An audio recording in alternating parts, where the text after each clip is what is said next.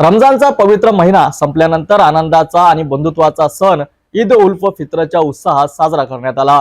भातकुली तालुक्यातील वाटोला सुकलेश्वर येथेही पारंपरिक पद्धतीने ईद साजरी करण्यात आली। सामूहिक नमाज, मुस्लिम धर्मगुरूंचे मार्गदर्शन आणि बंधुत्वाचे दर्शन याने सणाला आनंद द्विगुणित केले आहेत। सोमवारी वाटोळा शुक्लेश्वर येथे रमजान ईद निमित्ताने विशेष कार्यक्रमांचे आयोजन करण्यात आले। सकाळी 8:30 वाजता स्थानिक ईदगाह मैदानावर मुस्लिम बांधवांनी सामूहिक नमाज अदा केली। शांततेत आणि भक्तिभावाने नमाज अदा करत अल्लाहचे आभार मानण्यात आले। मुस्लिम धर्मगुरू सय्यद मुफ्ती वकार अली यांनी उपस्थितांना बंधुत्व, प्रेम आणि शांततेचा संदेश दिला। अल्लाहु अकबर ला इलाहा इल्लल्लाह वल्लाहु अकबर वलिल्लाहिल हम्द। अल्लाहु अकबर ला इलाहा इल्लल्लाह वल्लाहु अकबर वलिल्लाहिल हम्द। त्यांच्या प्रेरणादायी भाषणाने संपूर्ण परिसर भक्तिमय झाला। नमाजानंतर मुस्लिम बांधवांनी एकमेकांना ईदच्या शुभेच्छा दिल्या। जगह पर ईद मुबारक।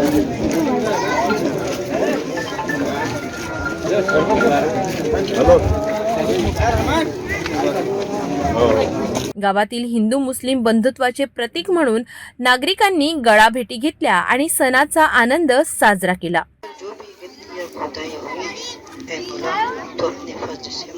वाटोळा शुक्लेश्वर ग्रामपंचायत तर्फे सरबत वाटपाचे आयोजन करण्यात आले होते।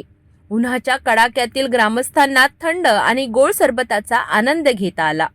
ईद उत्सव शांततेत पार पाडण्यासाठी कोल्हापूर पोलीस स्टेशनचे पोलीस उपनिरीक्षक देविदास शेंडे यांच्या मार्गदर्शनाखाली कठोर पोलीस बंदोबस्त ठेवण्यात आला होता।